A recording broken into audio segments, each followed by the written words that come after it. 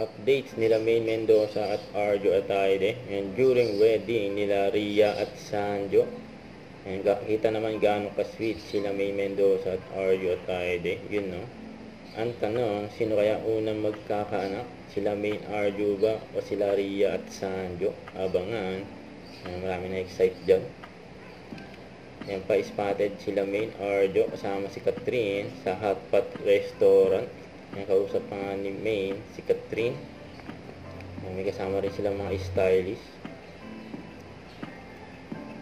Ay, wow. Logging in. Kit Bulaga. Ang Dear galing Kit ni Bulaga. Becky, bagong makinilya po ako. Dear It Bulaga. Edna Rico. PS, cute po ni Maine. Ay, Yan, sabi, no? grabe naman yung Cute daw na Maine. Thank you po. Talaga? Patunay po, meron talaga. Thank you po, Miss Edna. Malamang si Maine ang nag-type.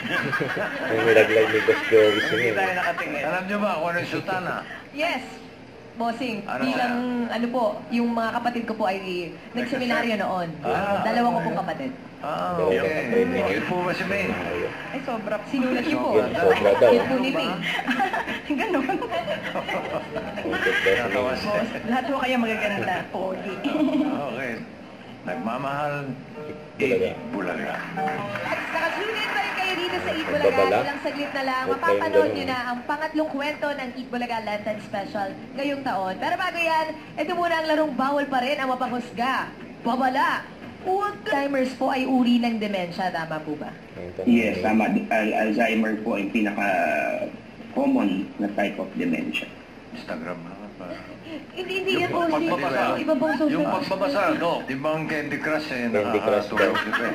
Kaya si Maine daw.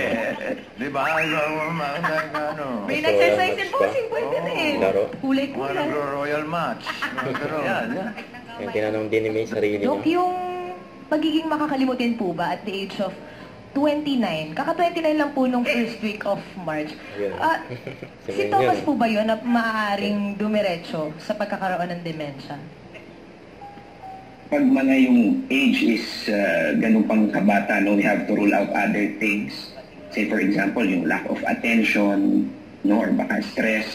Sometimes depression can also be this guy, parang napagkakamalan din siyang form ng dementia. Congratulations, Mami Jinky and Tisha. At salamat sa mga bisita natin nagbahagi ng kanilang mga kwento. Pati na rin kay Dr. Dennis na ano ng isang pamilya na may miyembro na may dementia sa Holy Wednesday presentation na para di makalimot. Susunod na mga Dabarkads yan sa pagbabalik namin dito sa Eat Bulaga. Bulaga. Huwag kalimutan mag-subscribe, click ang notification bell for more update. Ito po ang Richard Reaction Vlog. Bye guys, thanks for watching.